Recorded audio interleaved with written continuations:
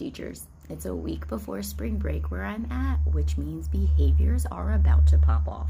And if that is something that you would like to avoid, then I would like to share with you something you can do tomorrow. It's a game I call Teacher versus Student. You have probably heard about it, but I'd like to tell you how to use it as a device or a tool that will let you win. So teacher versus student is something that you should establish right up front. I tell my students, guys, we're gonna play a little game. Teacher versus student, and let me tell you how you win. And then I go over every single behavior I want my students to exhibit.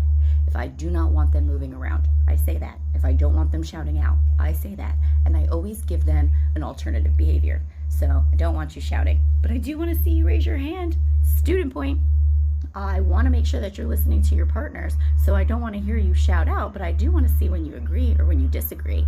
And so we practice those things, and I make sure they understand these are going to get you points.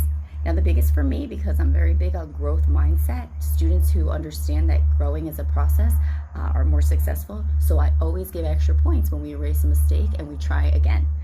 So I do that, we practice it, we talk about it, and then I let them know, however, if I notice that you are not doing those things, guess who gets the point?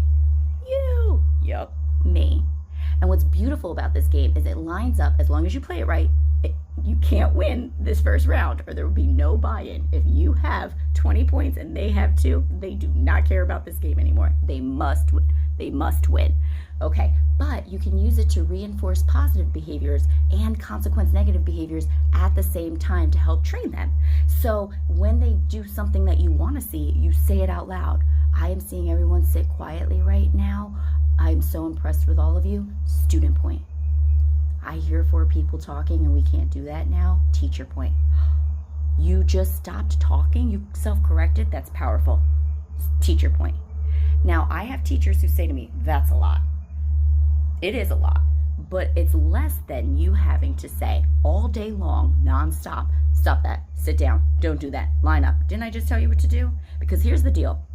That student or those students are going to get your attention either way. You either control how they get it and the energy that you feel by rewarding them and acknowledging what they're doing right kind of fuels the day, or you spend the entire day chasing after behaviors and consequencing them and redirecting them. Either way, you're going to do that talking. In this way, though, you do train expected behaviors, and by the 2nd, 3rd, or 4th day, you start to see a miraculous difference where students are self-correcting one another, demonstrating behaviors where you can use pivot praise, and ultimately, you win. Side note, you want to know what they're going to win, right? I always tell them before we start